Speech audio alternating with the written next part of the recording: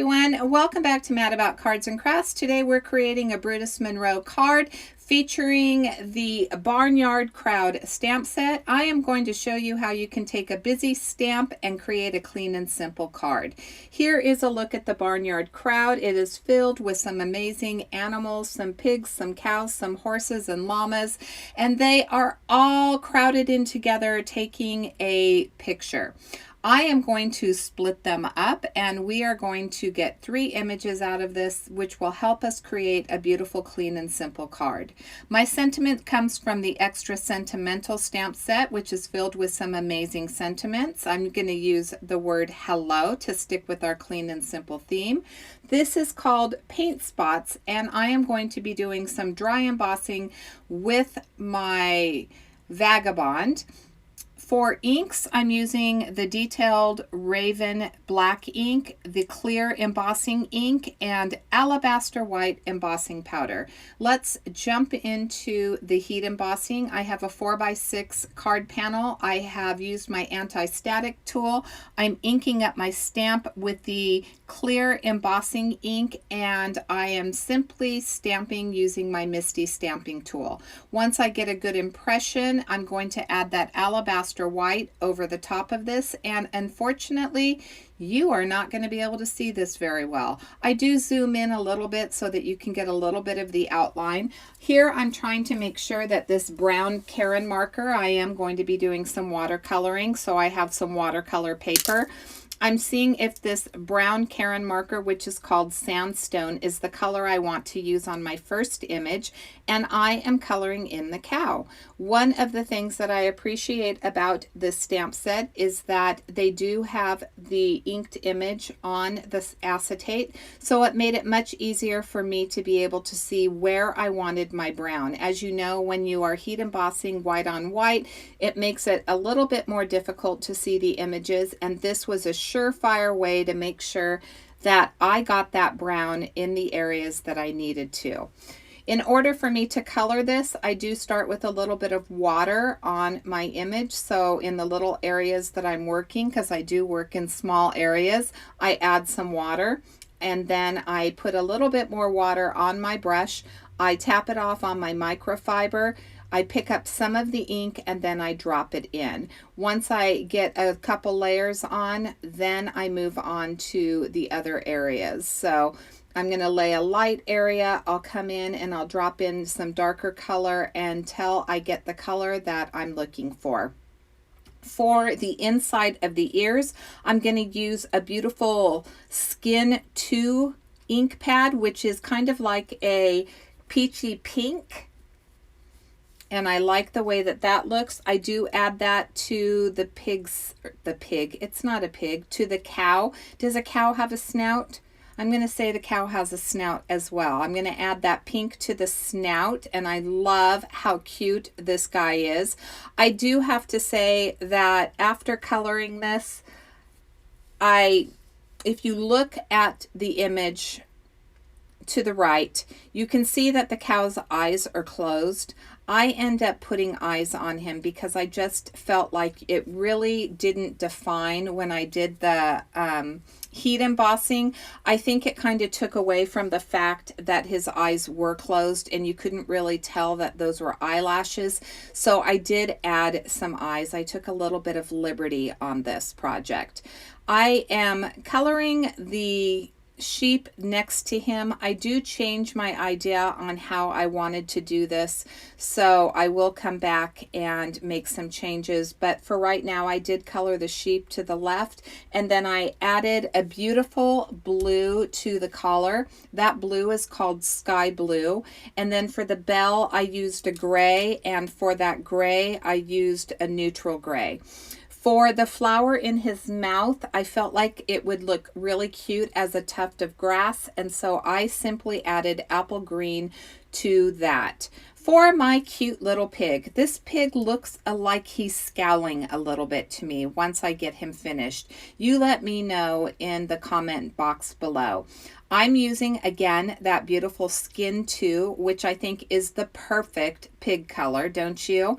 And once I get the color down, I am testing on the side again to make sure that the pale pink is the color I want to use for the snout. And yes, indeed, that's the color that I do end up using. Once I get this pig colored, we're going to move on to a llama. Now, there are many different colors of llamas. There are white and gray and brown and all white. I didn't want to stick with the all brown, so you're going to see that I do color my llama with that neutral gray marker. But first, I'm going to use this Lawn Fawn stitched square, and I'm trying to figure out the orientation. Do I want it straight up and down? Do I want to angle it? And I settle on cutting them out straight up and down so that it looks like they're looking through a little bit of a picture window. I cut out my pig, I cut out my cow, and now I'm cutting out that llama, and we're going to color him in. So I don't show all of the coloring for him. I used the neutral gray on this portion, and then I brought in a color which is called blush because I wanted to darken up his muzzle area, and once I darkened that up, I didn't quite like the color. So I will come in and I do end up dropping back in another neutral gray. I end up not dropping in a neutral gray 2, which is just a little bit darker than the neutral gray 1. For the ears, I end up using, I believe, the pale pink on the ears, and then I use that same I'm going to use a micron pen, I should say, because I don't think I've put the eyes in yet. I'll use a micron pen to add the eyes, and you'll notice that I don't add it until the very end to the cows. So the cows, I'm still going with the closed eye with the eyelashes, but as I continue to work on it, I decide, as I said, to add some eyes. And I love the fact that you can look at stamps and you think, wow, what am I going to do with that? I can only make so many cards with that background image, and then I'm going to get tired of it. But this way, you can pick and choose what you want to use. You can, choose to use the ducks and use the horse, and then maybe use a sheep. There's so many different ways that you could have cut this out. You could put 6 of these little panels onto a card. You could use a slim line and put them peeking out through a little circle. I wanted to share that this is more versatile than it seems initially when you look at it. I am adding, this is where I changed my mind and decided not to color in the animals that are surrounding it. I figured that they were going to be abstract enough that I could use the sky blue and add that to my background. And I lay a layer of water down. I add my pale or my sky blue, and then I come back in and deepen it. So I wanted it to be just a little bit darker. I think that it makes my images stand out a little bit more.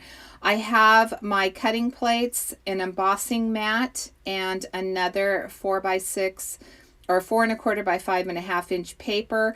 I am going to use my embossing sandwich, and as you can see, I dry embossed the stencil. That is one of my favorite ways to use a stencil. That paper was cut down to 5 1/2 by 4, so I have or by 3 and, let me think about this, 3 3/4 by 5 1/4 or 5 1/2. I'll list it in the description box below. Anyway, there's a 1/4 inch at the top and the bottom that is going to show that black card panel. That black card panel is cut to 4 1/4 by 5 1/2. I did cut some black cardstock into squares that were about an eighth of an inch bigger than my animals, and I'm going to add some foam tape. I'll just show you one piece, and then we're going to move on to the sentiment. So I have that dry embossed panel. I want to make sure that I'm getting my stamp exactly where I want it. There is foam adhesive on the back of my animals, as I said. I'm going to remove them Once I figure out where I want the placement of the word hello, ink it up with using the Raven Black ink. Then I forgot that I didn't prime my stamp, so I do run my sand eraser over it to prime it. I want to make sure I get a really good impression on the first try, because I'm not going to get too many tries on this because I do have it dry embossed. I'm using my glue to glue this down on the center of that black cardstock. And you can see that I do have that 1/4 inch border on the top and the bottom. I'm going to use my T-square ruler, kind of. I move it a lot. You know, I'm not a perfect card maker. I wanted to make sure that I left all of my little faux pas in here so that you can see that everyone struggles at times. So I'm removing the released paper. I kind of have this where I want it. I'm going to move that T-square down just a little bit, and I'm going to line this one up, and he is going to be the one that I like. So once I get him down the way that I want him, I end up putting the other two on, and then I think that they're a little bit wonky, and so I pull them off and I straighten them out. And that's just the way card making goes, isn't it? Everything doesn't happen, you know, perfectly. We all have, you know, mistakes that we make or things that we don't like that we want to, you know, clean up and change, and this was one of them. So I will lay this down, and then I will decide that it's a little bit wonkier than I wanted it. I'll try to leave my T-square ruler in place. You'll see that it moves, but in the end I think I get it pretty straight. If you follow me, you know that I'm not a perfectionist, so if it is a little bit wonky to you, I apologize if it bothers you. It doesn't bother me. If you haven't subscribed to my channel, I would absolutely love for you to subscribe and ring the bell so that you're notified whenever I do upload a video. I really appreciate you clicking the like button if you found the information in this video helpful to you. And I hope that this gave you some ideas on how to use some of the busier stamps in your collection. As I said, I do have all of the products linked in the description box below. When you click on those affiliate links, it does help me to continue to bring you projects on my channel. Here's a last look at this card. Again, thank you so much for watching today, and until next time, I hope that you have a fabulous day.